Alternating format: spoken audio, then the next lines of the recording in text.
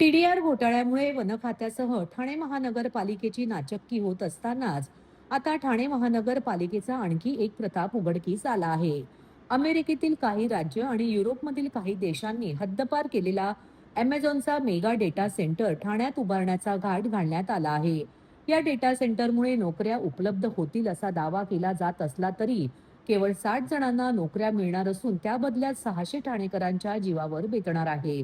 आधीच 300 MLD पाणी कमी येत असल्याची कबुली अर्थसंकल्पात आयुक्तांनी दिलेली असताना ठाण्याच्या वाट्याचे 12 MLD पाणी या डेटा सेंटरला दिले जाणार आहे. तसेच अमर्याद वीज वापर, ध्वनी प्रदूषण यामुळे ठाणेकर बेजार होणार आहेत. त्यामुळे या सेंटरला आमचा विरोध असणारच आहे. सभागृहात विरोध तर करूच, मात्र जनतेमध्येही जाऊन विरोधाची भूमिका घेऊ असा इशारा राष्ट्रवादी काँग्रेस शरदचंद्र पवार पक्षाचे राष्ट्रीय सरचिटणीस आमदार डॉक्टर जितेंद्र आव्हाड यांनी पत्रकार परिषदेत दिला.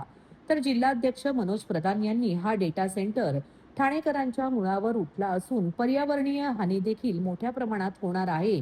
त्यामुळे या डेटा सेंटर विरोधात रस्त्यावर तसेच कायदेशीर बाजूनेही लढा देणार आहोत असे सांगितले.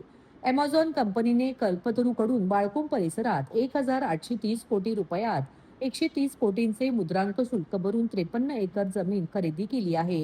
येथे मेगा डेटा सेंटर उभारण्यात येणार आहे. हे डेटा सेंटर म्हणजे ठाणेकरांच्या मुळावर उठलेला राक्षस असल्याचा आरोप राष्ट्रवादी काँग्रेस शरदचंद्र पवार पक्षाने केला आहे. या पत्रकार परिषदेत गटनेते अभिजित पवार आणि महिला अध्यक्षा मनीषा भगत हे देखील उपस्थित होते. हे अमेझॉन याच्यातनं स्पष्ट दिसतं की ठाण्यातला पैशाचा हव्यास इतका वाढलाय. त्यांना अधिकाऱ्यांना काय घेणं देणं आहे?